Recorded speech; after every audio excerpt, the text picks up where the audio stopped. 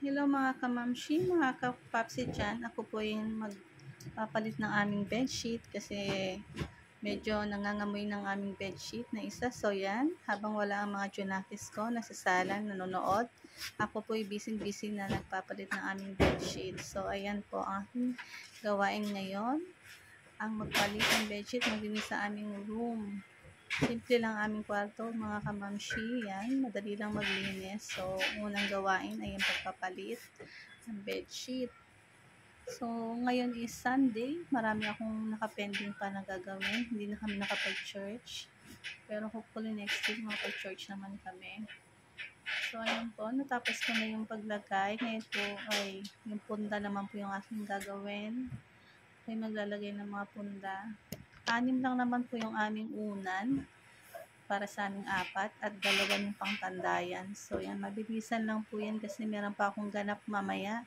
Every Sunday kasi busy ako sa aking popo kasi bigayan po ng gift. So, ako'y nagmamadali. Pero tapos na po ako maligo niyan kasi bago ako gumagawa ng ganyan is gusto ko is fresh na ako para mamaya tuloy-tuloy ng aking gawain. So, ayan po. Tapos ng aking paglalagay ng bedsheet at punda. Pupunta naman ako sa aking vanity dahil ang gulo na ng aking vanity. Dito naman tayo sa aking Yan na po ang aking vanity, napakagulo. Gawa ng mga anak ko rin is nakikilagay din ng kanilang mga kagamitan dyan. So, ayan, akin pong aayusin yan. At pagkatapos po ng aking gawain dyan, ay pwede na po akong magpopo.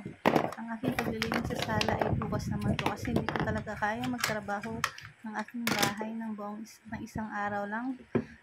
By schedule po yan ang aking paglilinis. So bukas po, Monday, doon naman po ako sa sala maglilinis. So ngayon, for today's video, is dito lang po ako sa aming room.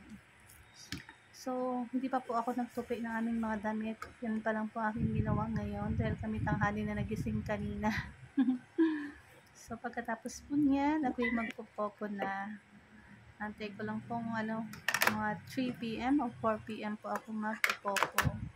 Medyo matagal lang pong aking pag-release dyan, pagpupunas kasi napakadaming abubot. Parang feeling ko palagi na lang nadadagdagan yung abubot. Ayan po, tapos na yung mapabango ng anak ko. Yung isa nagkulay puti na dahil hindi niya nagamit. Pero ginagawa po namin, pabango na lang siya ng bahay. Ayan, sa aking mga pampaganda sa mukha, pang sa mga lips ko, at mga pabango at lotion. Yun lang naman po ang laman ng aking vanity. Ang aking simple vanity na galing kay Shopee. Thank you, Shopee. At yan po, habang ako naglisan, nakatulog na yung aking mga junakis. Kaya, salamat po sa lahat. Thank you for watching. Bye!